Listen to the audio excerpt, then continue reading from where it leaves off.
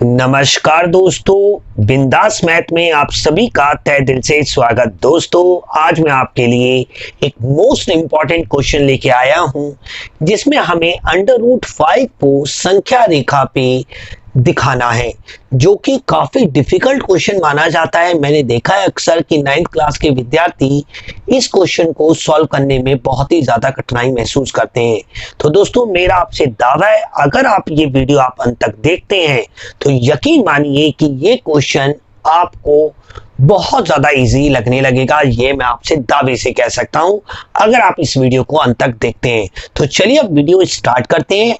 और दोस्तों, मैं आपको एक छोटी सी इंफॉर्मेशन देना चाहता हूं कि अगर आप इससे पहले के वीडियोस देखना चाहते हैं तो मैंने डिस्क्रिप्शन में लिंक दे रखा है, वहां पे जाके आप देख सकते हैं। तो चलिए अब वीडियो को स्टार्ट करते हैं। सबसे पहले हम इसके थोड़े बेस पे बात करेंगे, थोड़े हम इसके बेसिक कॉन्सेप्ट को समझेंगे।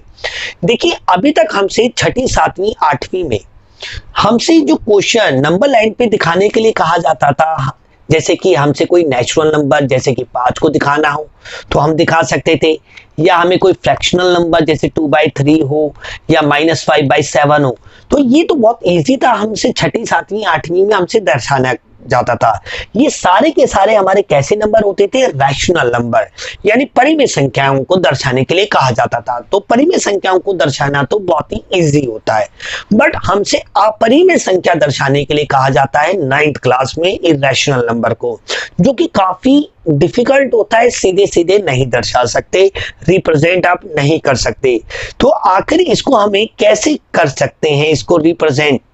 तो बहुत ही सिंपल सी बात। देखिए, आपको इसके लिए समकोण त्रिभुज यानी राइट एंगल ट्रायंगल के बारे में पता होना चाहिए। आप जानते हैं कि राइट एंगल ट्रायंगल यानी समकोण त्रिभुज क्या होता है, जिसके 3 एंगल में से कोई एक हमारा 90 डिग्री का होता ही होता है। 3 एंगल होते हैं किसी भी ट्रायंगल में, त्रिभुज में 3 कोण होते हैं, कोई एक अगर 90 डिग्री के बराबर हो तो नेचुरल सी बात है उसे हम समकोण त्रिभुज कहेंगे। अब समकोण त्रिभुज के 90 के जो सामने होता है वो क्या होता है? कर्ण, जिसे हम इंग्लिश में हाइपोटेनियस कहते हैं। ये हमारा क्या होता है? लंब, जिसे हम इंग्लिश में परपेंडिकुलर कहते हैं। और ये होता है हमारा आधार, जिसे आप अंग्रेजी में बेस कहते हैं। मैं दोनों में बताता हूं दोस्तों, क्योंकि दोनों प्रकार के विद्यार्थियों को फायदा हो मेरे चैनल से। और जो हिंदी मीडियम के विद्यार्थियों के लिए मैंने स्पेशल ये चैनल बनाया है, बट हिंदी मीडियम वाले विद्यार्थियों को मैं एक सलाह देना चाहूंगा कि इंग्लिश के कीवर्ड्स आपको जरूर पता होना चाहिए, क्योंकि हिंदी में काफी घुमा दिया जाता है बट इंग्लिश में सीधे सीधे क्वेश्चन पूछे जाते हैं। तो मैं आपसे रिक्वेस्ट करूंगा कि हिंदी मीडियम वाले अंग्रेजी टर्म्स पे बहुत ज्यादा ध्यान दें। तो देखिए, हमें अगर समकोण त्रिभुज के बारे में पता है तभी हम √2 हो या √3 हो या √5 हो, किसी भी इरेशनल नंबर को हम संख्या रेखा पे प्रदर्शित कर सकते हैं with the help of right angle triangle. अब कैसे करते हैं इससे मैं आपको समझाता हूं। देखिए, बहुत ही सिंपल सी बात है। आपका ये जो है ना, ये एक पाइथागोरस नाम का मैथमेटिशियन था जिसने ये साबित किया था कि कर्ण पे बनने वाला वर्ग, लंब पे बनने वाले वर्ग और आधार पे बनने वाले वर्ग, इन दोनों के योगफल के क्या होता है? बराबर। इस चीज को हम ऐसे भी लिख सकते हैं कि कर्ण बराबर होता है लंब के स्क्वायर प्लस आधार के स्क्वायर, और इस पे मैं अंडर रूट लगा सकता हूं। अगर मैं यहां पे भी अंडर रूट लगाऊं और यहां पे भी लगाऊं तो इस स्क्वायर से स्क्वायर रूट कट जाता है, तो उस पे चढ़ा रहता है। तो ये बात आपको क्लियर हो गई। अगर मैं इसे इंग्लिश में लिखूं कि hypotenuse equal to perpendicular square and base square, है ना ये। तो देखिए, बहुत ही सिंपल। अगर ये बात आपको समझ में आती है तो फिर आपको कोई दिक्कत ही नहीं है। तो देखिए, अगर मैं √2 की बात करूं, √2 की, तो देखिए मुझे बेस अपने आप से सोचना है और परपेंडिकुलर अपने आप से सोचना है, और इसके वजह से मेरा हाइपोटेनियस अपने आप निकल आता है। तो देखिए, आपने ट्रायंगल ऐसे ना बना के आप कुछ इस तरीके से बनाना। अगर आपसे नेचुरल नंबर को रिप्रेजेंट करने के लिए कहा जाए, यानी राइट हैंड साइड वाले को, तो देखिए आप इसे ए रखें, इसे बी रखें और इसको आप ओ रखें, आपको फायदा होगा। अब देखिए, आपका जो परपेंडिकुलर है यानी जो लंब है वो हमेशा आपने एक ही रखना है। बेस आपका चेंज होगा, बेस आप कभी 1 रखेंगे, कभी 2 रखेंगे, कभी 3 रखेंगे, कभी 4 रखेंगे अपनी सुविधा के अनुसार, बट आपका परपेंडिकुलर एक ही होना चाहिए, 1 सेंटीमीटर ही उसकी लेंथ होनी चाहिए। अब देखिए अगर मुझे रूट 2 दिखाना है तो 1 का स्क्वायर क्या होता है 1, और देखिए बेस भाई परपेंडिकुलर तो 1 का स्क्वायर 1 होता है। अब मैं बेस क्या रखूं, 1 ही रख देता हूं। अगर मैं यहाँ पे भाई परपेंडिकुलर मैंने 1 रखा, बेस भी मैंने 1 रखा, तो नेचुरल सी बात है 1 का स्क्वायर 1, 1 का स्क्वायर 1, तो ये रूट 2 आ जाएगा। ठीक ऐसे ही अगर मैं रूट 5 के बारे में सोचूं, मैं इसे रफ कर देता हूं ताकि आपको सही से समझ आ पाऊं। तो देखिए बहुत ही सिंपल से तरीके से बता रहा हूं मैं आपको, थोड़ा सा बेसिक बताना जरूरी होता है क्योंकि मैंने बहुत सारे YouTube चैनल्स पे देखा है कि वो सीधे क्वेश्चन को सॉल्व कर देते हैं। पर दोस्तों मेरा उद्देश्य केवल क्वेश्चन को सॉल्व करना नहीं है, आपको समझाना है, और केवल उस क्वेश्चन को ही नहीं, उससे रिलेटेड कोई दूसरा क्वेश्चन भी आए तो भी आप उसे सॉल्व कर दें। ये मेरा उद्देश्य होता है, ये मेरा ऑब्जेक्टिव होता है जब मैं वीडियो बनाता हूं। तो देखिए अगर आप मुझे रूट 5 को दिखाना है तो देखिए मेरा परपेंडिकुलर तो एक ही रहेगा, ये तो बिल्कुल क्लियर है। तो मैं बेस को चेंज करने की कोशिश करूंगा। 1 का स्क्वायर क्या होता है 1, और 2 का स्क्वायर क्या होता है 4, 2 का स्क्वायर क्या होता है 4। अगर मैं यहाँ पे 4 रख देता हूँ, 2 रख देता हूं, अब देखिए मैंने क्या किया, परपेंडिकुलर तो मेरा 1 ही है और बेस मैंने 2 रख लिया। तो नेचुरल सी बात है कि भाई 1 का स्क्वायर 1 होगा और 2 का स्क्वायर 4 होगा, तो ये अंडर रूट क्या आ जाएगा 5 आ जाएगा, तो बात बन गई। तो ये चीज अगर आपको पता है तभी आप इस क्वेश्चन को कर पाएंगे। जैसे एक और एग्जांपल दूं, अगर मान लीजिए आपको रूट 17 को आपको रिप्रेजेंट करना है, रूट 17 को नंबर लाइन पे, तो आप कैसे करेंगे। देखिए परपेंडिकुलर तो आपका 1 ही रहेगा, तो आपका बेस चेंज होगा। अब बेस आप 1 रखेंगे तो 1 आएगा, 2 रखेंगे तो 4 आएगा, 3 9 आएगा।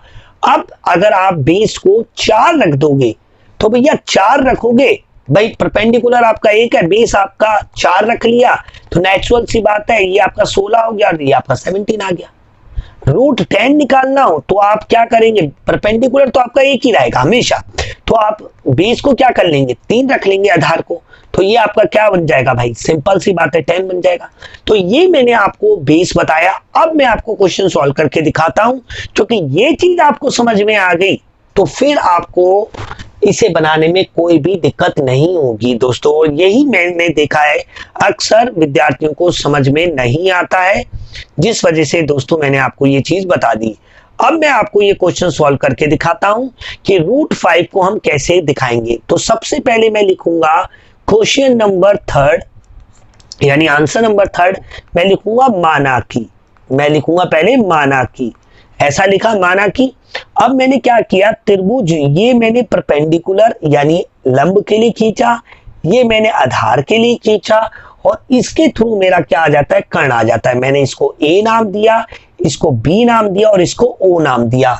मैंने ओ बी की वैल्यू क्या रख ली 2 सेंटीमीटर, क्योंकि 2 का स्क्वायर क्या होता है 4 होता है और 1 का स्क्वायर क्या होता है 1 ही होता है। तो इसके थ्रू हमारा ये क्या निकल के आ जाएगा, रूट 5 आ जाएगा। तो हम यहाँ पे लिखेंगे बिकॉज समकोण त्रिभुज, ऐसे ही लिखना जैसा मैं आपको करके दिखा रहा हूं, ये बिल्कुल कंप्लीट मेथड है, इससे आपको बिल्कुल भी नंबर नहीं कटेंगे। तो क्योंकि समकोण त्रिभुज ए बी ओ, बी पे 90 डिग्री है, ये सिंबल बनाना ना भूलें, अगर नहीं बनाएंगे तो क्वेश्चन गलत माना जाएगा। अब हम जानते हैं दैट इज वाई, क्योंकि ये एक समकोण त्रिभुज है जिसमें भैया A B O equal to क्या है 90 डिग्री है, यानी बी एंगल हमारा क्या है 90 डिग्री, और जिसपे 90 डिग्री बनता है वो आपका बीच में होना चाहिए, ये बात आपने याद रखनी है। तो देखिए बहुत ही सिंपल सी बात है, आपका ये जो कर्ण है, ये जो कर्ण है इसको आप पहले तो फॉर्मूला लिख के दिखाएंगे। आप कैसे लिख के दिखाएंगे, ओ ए स्क्वायर इक्वल होगा O A B square plus O B square.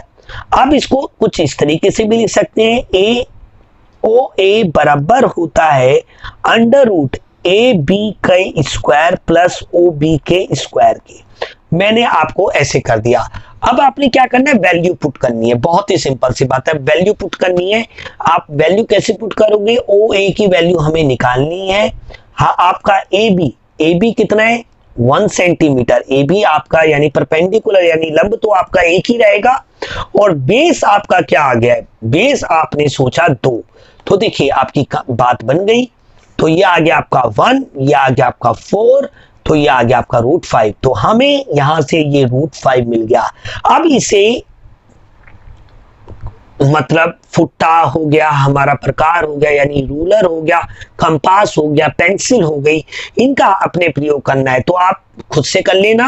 But मैं अभी आपको इसका बेसिक समझा देता हूं कि आपने कैसे करना है। तो देखिए बहुत ही सिंपल सी बात है। अब आपका 50% क्वेश्चन तो सॉल्व हो गया, अब 50% रह रहा है, तो उसे कैसे करेंगे। तो बहुत ही सिंपल सी बात है, आप नंबर लाइन बनाएंगे, उसका मिड पॉइंट 0 रखेंगे, प्लस के 1, माइनस के प्लस के 2, प्लस के 3, आप फुट्टा रखेंगे 1 सेंटीमीटर के गैप में आप इसे बना लेंगे बिल्कुल एग्जैक्टली। ऐसे ही आप -1, -2, -3 पूरी लाइन को आप लिखेंगे। ये आपका पॉजिटिव इन्फिनाइट, ये आपका नेगेटिव इन्फिनाइट हो गया, ठीक है। अब देखिए मैंने यहाँ पे ये जो O बोला था ना, तो इससे आपको पहचान रहिए कि 0 पे ही होना चाहिए। याद रखना 0 और O एक ही होता है, एक ही तरीके से। तो देखिए आपको बेस क्या चाहिए, 2 सेंटीमीटर चाहिए। तो आप 0 से लेकर 2 तक आप ऐसे पेंसिल से ड्रॉ कर दोगे। और आपका परपेंडिकुलर कितना है, 1। तो भाई 2 पे आपने रखना 1 सेंटीमीटर। तो ये आपका O हो गया, ये आपका B हो गया, जो कि कितना है 2 सेंटीमीटर। और A तक आपने क्या लिया 1 सेंटीमीटर। आप फुट्टे से नाप के बिल्कुल एग्जैक्टली 1 सेंटीमीटर ले लेंगे। फिर आप इस O को A से मिला दोगे, मिला दिया आपने, और ये 90 डिग्री। देखिए तभी मैंने कहा था कि आपके राइट हैंड साइड पे 90 डिग्री बनना चाहिए, ना कि लेफ्ट हैंड साइड पे। यानी आपका ट्रायंगल इस तरीके से नहीं होना चाहिए। अगर ऐसा होगा तो आप कंफ्यूज हो जाओगे, ये 90 डिग्री 0 पे बनाएगा, फिर आपको कंफ्यूजन हो जाएगी कि कहां से आर्क मारूं। तो आपने याद रखना है कि आपका 90 डिग्री वाला एंगल जो है वो आपके राइट हैंड साइड में बनना चाहिए। तो यहाँ पे आपने प्रकार की नोक रखनी है, आपने अपने प्रकार से पेंसिल की चौड़ाई को खोलना है और यहाँ पे लाके इसको टिप करना है। तो ये जो OA है ये √5 है, अभी हमने निकाला, बट ये तो नंबर लाइन पे है नहीं, हमें तो नंबर लाइन पे दिखाना है। तो हम यहाँ पे प्रकार की नोक को रखेंगे, A पे रखेंगे, और फिर यहां से ऐसे एक आर्क मारेंगे तो ये यहां लगेगी, यही होगा हमारा √5। कितना इजी सा है। यहाँ पे मैंने आपको इसको बना के दिखाया। मेरे दोस्तों अगर आपको ये वीडियो पसंद आया है और आपको ये क्वेश्चन समझ में आया है तो प्लीज इस वीडियो को लाइक करें, ये मेरी आपसे रिक्वेस्ट है। और दोस्तों इस चैनल यानी बिंदास मैथ के बारे में अपने फ्रेंड सर्कल में, अपने स्कूल के व्हाट्सएप ग्रुप में जरूर मेरे वीडियोस को शेयर करें, ताकि सभी प्रकार के बच्चों को फायदा हो सके और घर पे बैठकर वो पढ़ सके। तो मिलते हैं अगले वीडियो में। जय हिंद, जय भारत।